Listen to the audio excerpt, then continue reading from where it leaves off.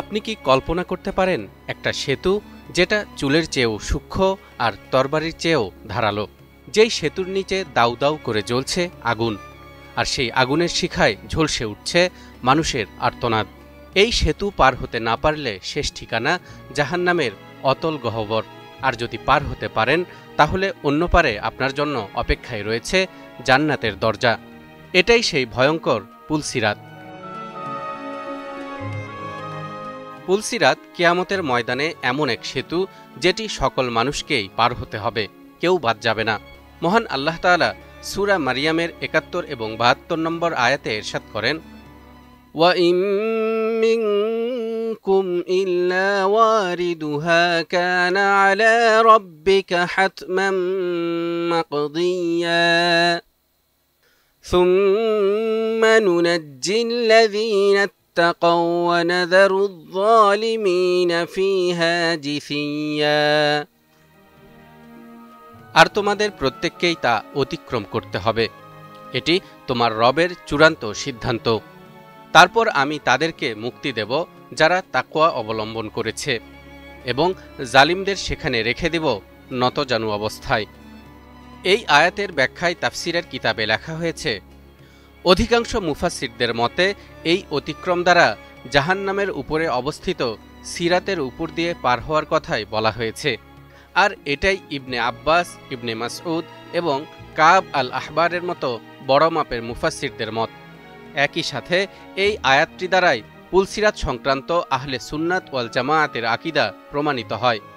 মূলত সিরাত শব্দের আভিধানিক অর্থ স্পষ্ট রাস্তা, আর শরীয়তের পরিভাষায় সিরাত বলতে বোঝায় এমন এক পুল যা জাহান্নামের পৃষ্ঠদেশের উপর প্রলম্বিত, যার উপর দিয়ে পূর্ববর্তী ও পরবর্তী সবাইকে পার হতে হবে, যা হাশরের মাঠের লোকদের জন্য জান্নাতে প্রবেশের রাস্তা।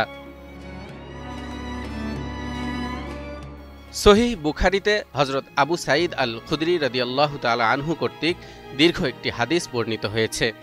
হাদিসটিতে আল্লাহর দিদার তথা আল্লাহর সঙ্গে সাক্ষাৎ এবং শাফাআতের কথা আলোচিত হয়েছে। হাদিসটিতে রাসূলুল্লাহ সাল্লাল্লাহু আলাইহি ওয়াসাল্লাম বলেছেন, তারপর পুল নিয়ে আসা হবে এবং তা জাহান্নামের উপর স্থাপন করা হবে। সাহাবীরা বললেন, হে আল্লাহর রাসূল, পুল কি? তিনি বললেন, তা পদস্খলনকারী পিচ্ছিল, যাতে লোহার হুক ও বর্শি এবং চওড়া ও বাঁকা কাঁটা থাকবে, যা নাজিদের সাদান গাছের কাঁটার মতো।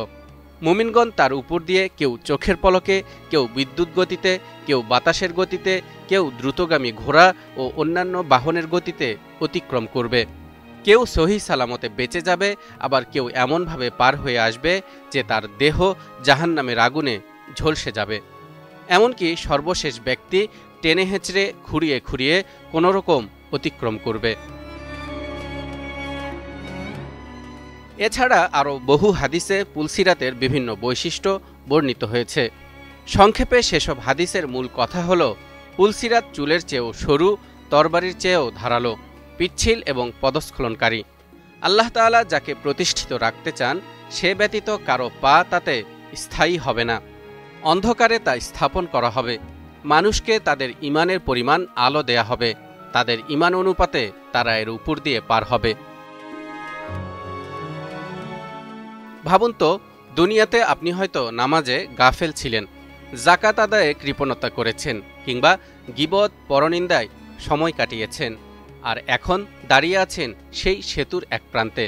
নিচে জাহান্নামের আগুনের লেলিহান শিখা, পাশে ফেরেশতারা বলছে, হে মানুষ, তোমার হিসাব শেষ, এবার পার হও। কেমন হবে সেই মুহূর্তটি?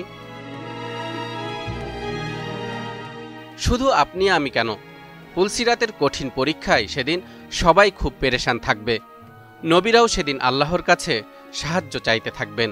এমনকি ফেরেশতাগণও পুলসিরাত দেখে ভীত সন্ত্রস্ত হয়ে পড়বেন, যদিও তাদেরকে পুলসিরাত অতিক্রম করতে হবে না।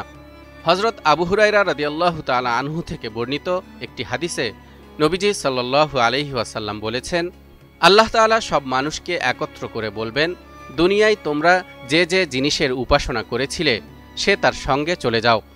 অতএব সূর্যের উপাসনাকারী সূর্যের সঙ্গে, চন্দ্রের উপাসনাকারী চন্দ্রের সঙ্গে এবং মূর্তি পূজারী মূর্তির সঙ্গে চলে যাবে।